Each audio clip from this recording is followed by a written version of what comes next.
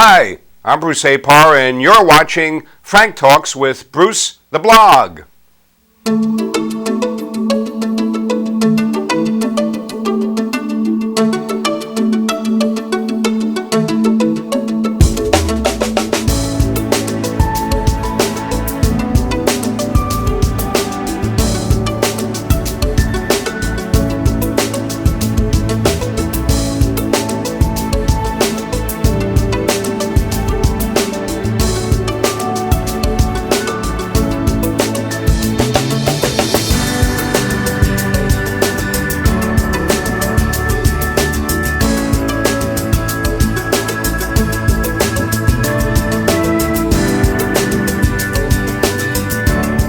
Hello and welcome again to Frank Talks with Bruce the Blog. My co-host, Frank J. Rich, will be back on the next show. And we want to welcome our guest, Mark Franzoso. Mark, thanks for being here.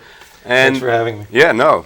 I see you a lot at different functions and events, business events and otherwise, and social events. But a lot of people watching will recognize you anyhow because you're very used to TV, right, and familiar on TV with Franzoso Contracting. You do those, those commercials. And I guess those have worked out really well for you. I mean, but you keep doing them, right? Well, it's been a good vehicle. Cable TV has been actually a very good vehicle for me. Right. And in terms of your business, Franzoso Contracting has been around 32 years. Yes. Right? And obviously it's home improvement and, what is it? Windows, doors, roofing. We're primarily a replacement contractor. Right. That's our big thing. Yeah. We replace windows, we replace doors, right. replace siding, roofs. Right. And we do have a remodeling division too. We have a small little division that handles bathrooms and decks. Right. Things like that. And I noticed one of the things you say is that you have a showroom in every neighborhood? Yes. How does that work? I came up with that tagline years ago. Well, is that because you have homes in every neighborhood? Exactly. Right. Exactly. Right. Once in a blue moon, we'll get a customer that calls up and says, I live in New Rochelle. Where's your showroom? I've done so many jobs in the last 32 years. I can honestly say we probably have, if anyone calls me in Westchester County, I probably have a job done within walking distance to that person that calls. Yeah, thousands of jobs. And is this something that your father did? Was it in the family? No, I started it myself. I worked for a company for a few years, learned a trade, and ventured out on my own in the summer of 1980. Right. So I just celebrated this past August was 32 years. Well, that's great. Yeah. Congratulations on that. Thank you. And how, I know you're a very successful businessman. That's obvious. And I know you're very involved in a lot of business organizations in the community, like you are currently the chairman of the Hudson Valley Gateway Chamber of Commerce. But, we're in the middle of a very heated presidential election that's sort of heading to the final stretch with the debates going on.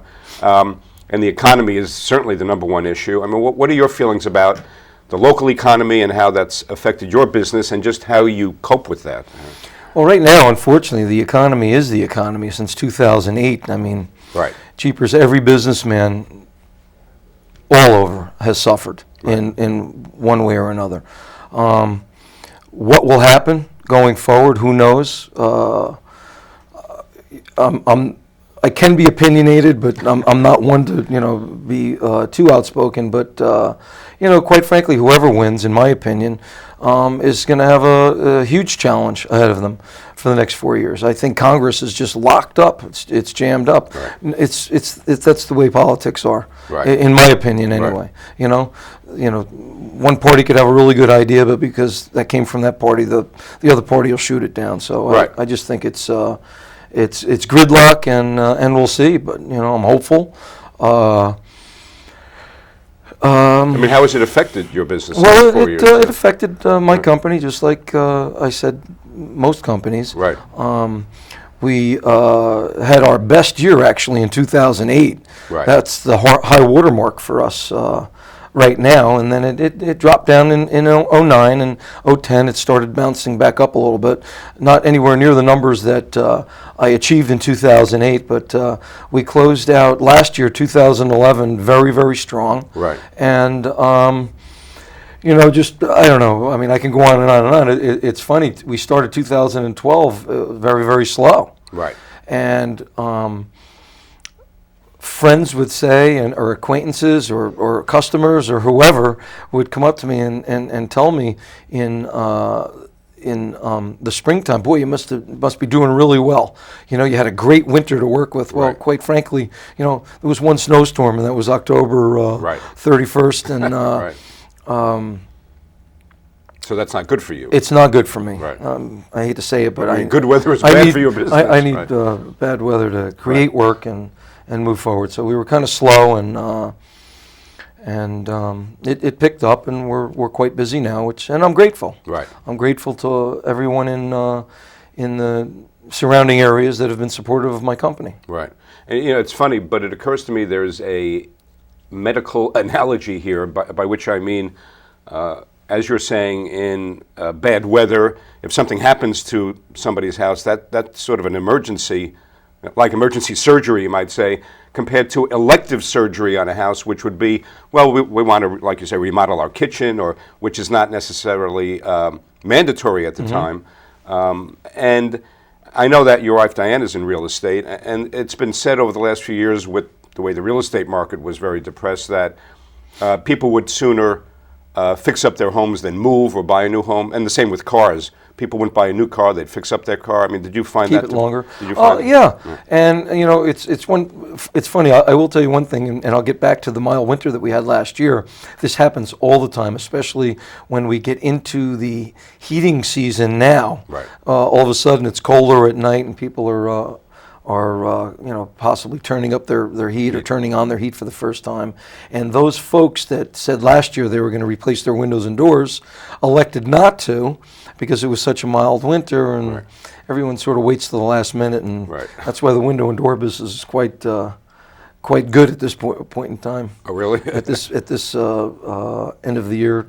Right. It's So, but I also imagine in your kind of business, in terms of your staffing, your personnel, you have to anticipate the demand so that you have enough people, right, to take care of Well, customers. it's funny. We just had this conversation the other day. I mean, back in 05, 06, 07, we'd close out the year with, maybe 150 jobs on the board, and you couldn't.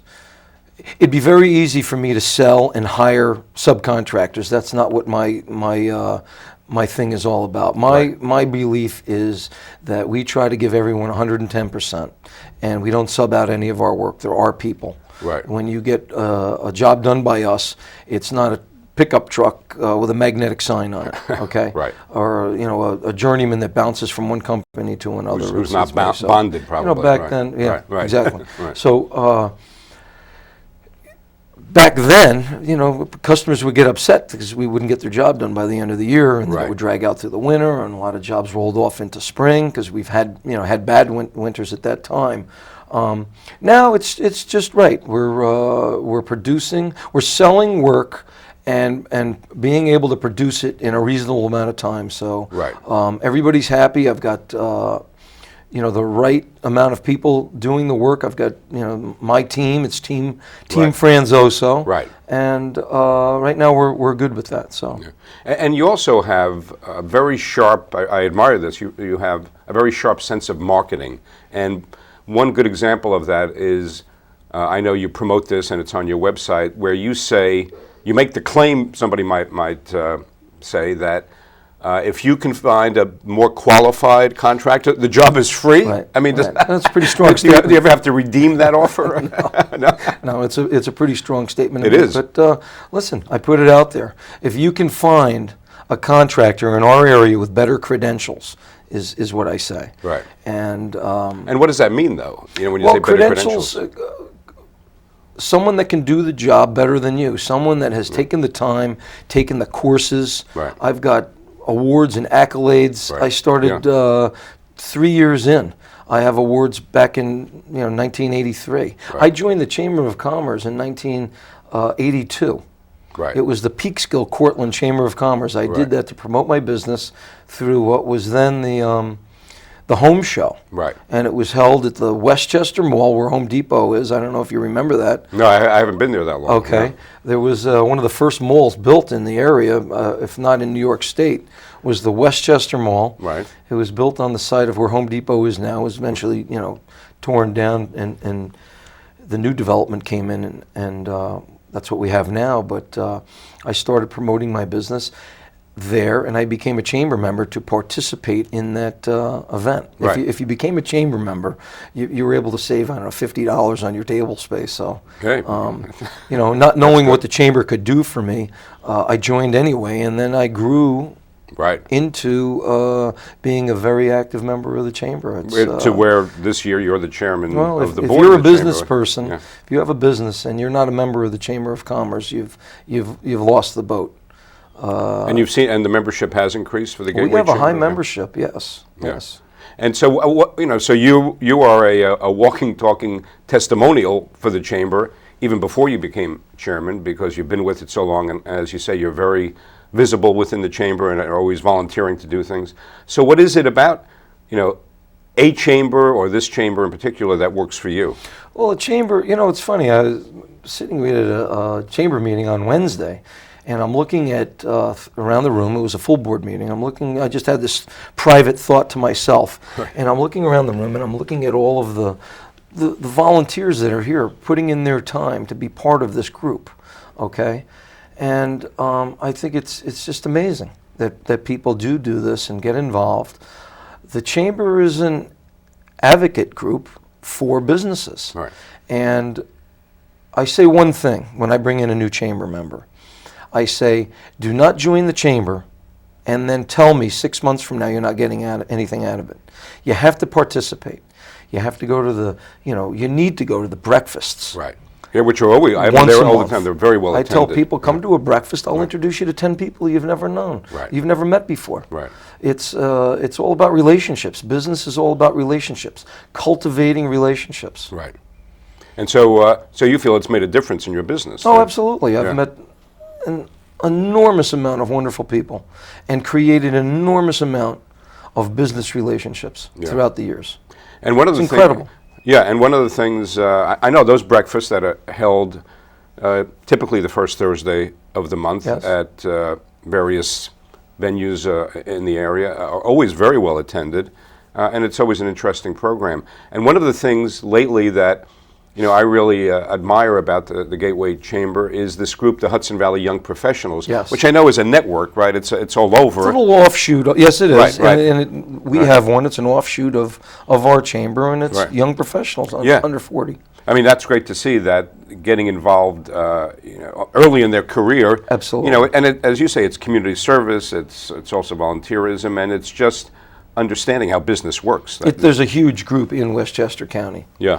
And No, they get together and do the same thing. Right. I mean, think about it. You're young, you're in business. Right. Whether you have your own business, if you're fortunate enough to have the acumen to go out and start your own company, whatever it may be, Right. or you're a young professional working for another organization and you participate in that group, you're out there meeting other young professionals Right. and cultivating relationships. Right. Okay? And preparing yourself for the future. Yeah. It's just amazing. No, it makes sense. It's an amazing concept. If you're young and ambitious in business, it doesn't mean you have your own business. Obviously, working for somebody else.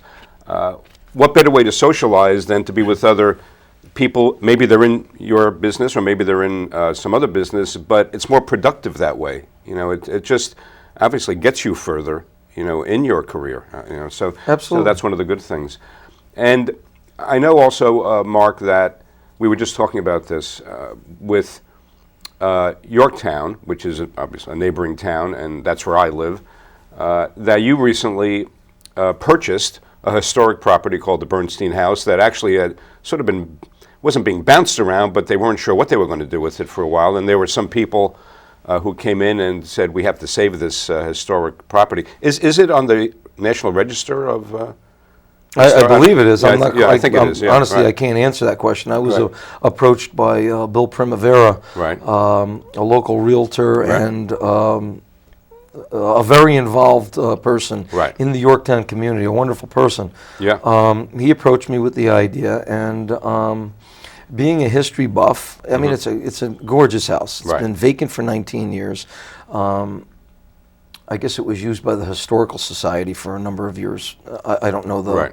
the complete details, but it's got a great story. There's a barn on the property. Bernstein she was involved in plays and playwriting, I guess, and I'm starting to learn more of the history Right. behind her. But she came up from the city and would invite the neighbors over and have little plays in the barn. Right. And I just thought it'd be a great project. I'll tell you, since day one, Yorktown has been very, very supportive of my company. Right. And it'd be a sin to tear the house down. It's Right. hundreds of years old. It's got great history. So I thought it'd be a great project. I'm going to do it as a little side project. Hopefully, I'll have it finished in a year, and make it available for sale probably through, some type of affordable housing. Oh. Let's sell. Right. It's a small house. Yeah, So what's the square footage on it? I don't know. It's under 1,200 square feet. It's, Okay, it's right. extremely small. 2 small bedrooms. Right. It's a tiny little house, but it's a gorgeous house, and hopefully someone will be able to make it affordable for them. Right. And I'm going to subdivide the property and I'll let you know, Right. and get a building lot out of the deal, and hopefully recoup some of my money. Right. That's my plan. But the main thing is it's going to be a fun project, and we're not going to tear it down. Right, which is really good. It's Yeah, it's right. funny. I bought a piece of property on South Street, the Lent House. I don't know if you know anything about it, but Anita Crean, who had a business around the corner from here, Right.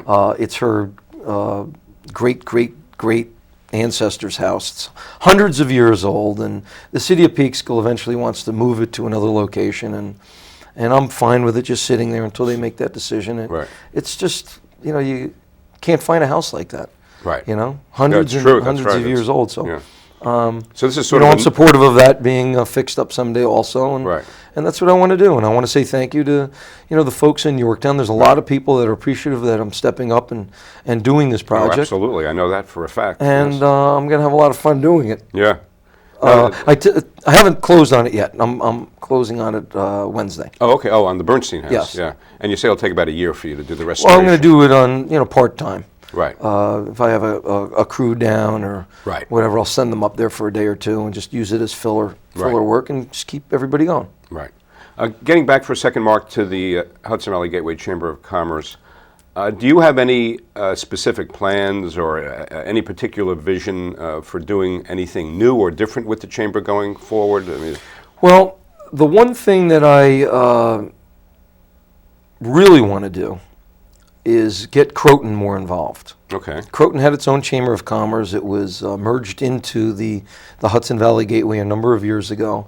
And I want to, being from Croton, having my business in Croton, I'm going to try to get Croton more involved. Okay. And that's something that I'd like to do. All right. And we should state, while we're on the subject, that the Hudson Valley Gateway Chamber's footprint does cover Peekskill, Cortland, Croton, and even Putnam Valley, Some right? parts of And, Putnam Valley, right? and Cortland, meaning Buchanan and Verplank. And Right, Montrose, Montrose. and all those places. Kruger's, Yeah, sure. Right.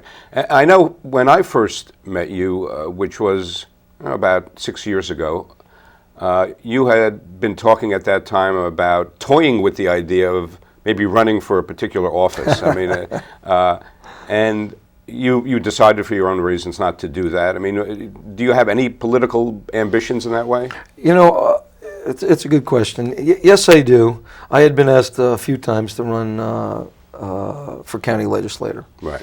But first, I think I'd like to try, if I do decide, at a little lower level and maybe straighten out the local situation. And you're a resident of Croton. Cortland. Of Croton, I mean, yes. Croton, yes, sorry. yes. Yeah. I think being a businessman would be a welcome change in communities all over Right. Westchester, Absolutely, the you're country. right. I don't know, maybe I could be the poster boy for having business people run small towns and villages. Yeah. Well, but you know something? That's exactly in 2012 with who was elected at the end of last year, November of 2011, in Yorktown, the town board, the supervisor, Michael Grace.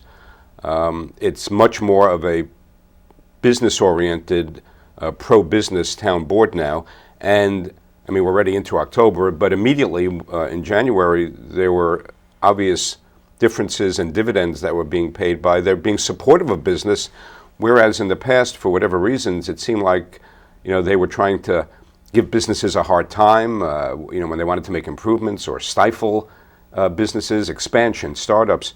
And now things are moving along at a very nice pace. And of course, the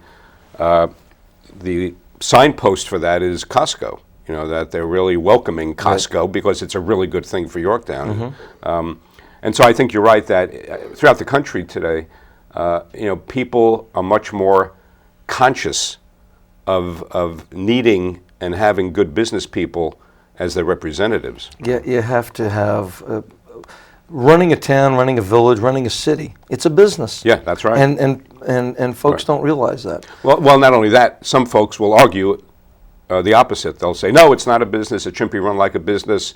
But fortunately, enough people who are voting feel that way, and they're voting in business people. Well, when you're constantly spending money and your taxes are constantly going up, right. I mean, it's just, there has to be an end. Right. And well, that's the thing. Certainly with the... only a businessman can Right. see that or Right. see the right way. Right. Make a conscious effort in your decision as a businessman. Right. What's right and wrong for the taxpayers. No, exactly. Instead of just, constant what I'm frustrated about, and I don't, we'll end it here on this topic, but the constant... Wait a minute, are you hosting the show? Oh, God.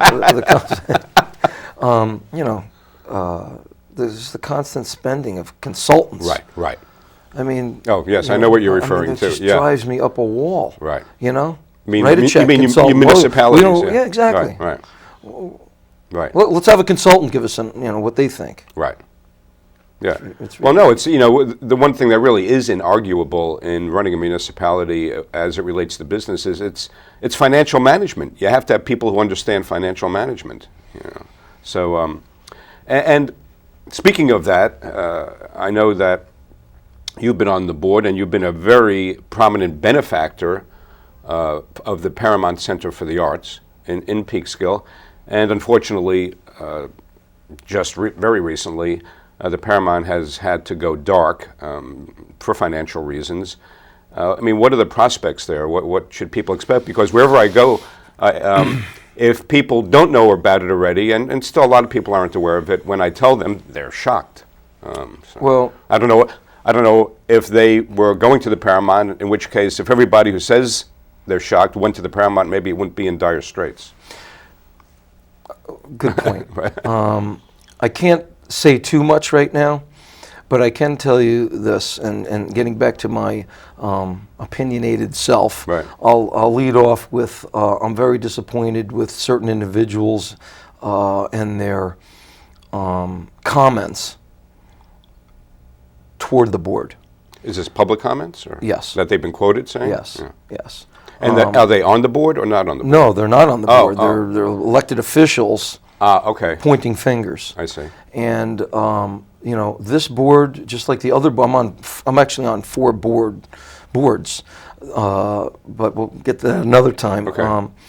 This particular board is filled with just really awesome people. Right. People that have always strived to bring a quality product like the Paramount Performing Arts Center to Peekskill for everyone. Right. And that's what it is. It's a performing arts center, Yes. and our mission statement, our model is not for profit. We do a lot of shows where we have never made money. We've lost money. Right. But we've made that available to the public.